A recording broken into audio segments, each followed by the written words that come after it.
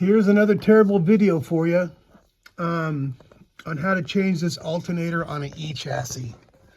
Now, I didn't take any vids because we were on the road at a buddy's shop and we just wanted to get it done. I did take a few pictures. I will try to figure out how to put them in the video at some point. I'm not really any good at this. But again, there's really no videos out there to help anybody out.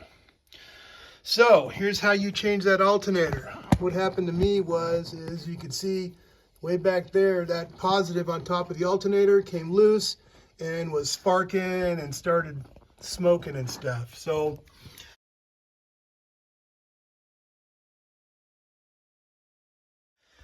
okay, I'm going to explain to you and hopefully it'll help you guys out because there's really no videos out there. So the first thing you want to do is you take this off, take the clamp off here. You literally reach way back in there and you can get to that other clamp. Right there, all the way in the back. Anyway, you can get to that clamp back there. And that's also how you get to your fuel filter. I'll do a video on a fuel filter at some point also. But anyway, you need to pull this out of there because all day long you're going to be reaching back all the way in the back there. So that's the big trick right there, is pull that out. And then while you're back there, when you can reach back there, you're going to want to get the hose clamp off for this.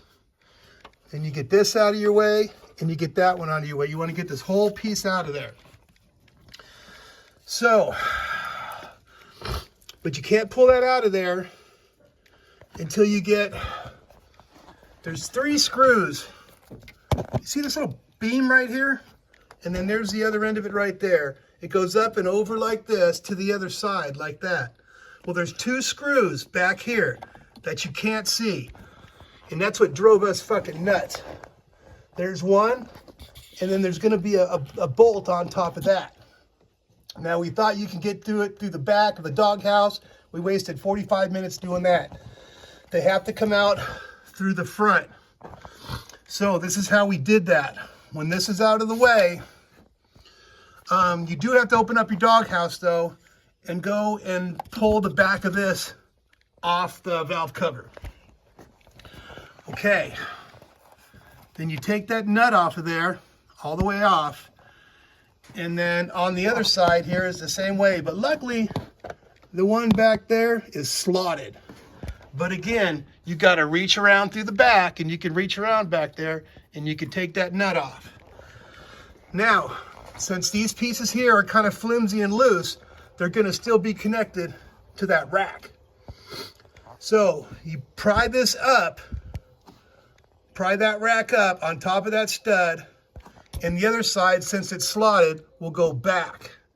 And when you get that back and you get this one up, you kind of move everything this way, just in front of that nut.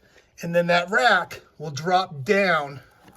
That rack will drop down about an inch or 2, and then you can get to these bolts from right here. Boom, boom. And you can get that one out too. Now, when you get that rack off, these 2 pieces, then this will come on out, and then this will come on out, and then that rack will come out. So that was the hardest part about this, was getting this and that rack all to come out kind of at the same time, but it's one, and then the rack, and then 2, or whatever. There's 3 pieces you gotta jimmy jammy around. Then when you get them out, it's pretty much simple from there. There's only 3 bolts holding the alternator in, and you got your connections. You got your connections in the back. Once this stuff's out of the way, you can reach back there and get to it. One trick I did do is, you see how that one there has that big bolt sticking up? The other side had one, and it didn't need to be there. It just kept catching on this, so I cut it off. So it must have been there for the F series or something. But anyway, yeah, you can hacksaw that off if it's there. It don't need to be there. All it does is make it harder for this to come in and out. And so that's basically it. While I had the alternator out, it was really easy to get to that EGR valve, so I cleaned it out while it was there. But that's the main trick, man, is I'm going to try to get these 2 photos up for you, and it'll show you how these are attached to that rack. But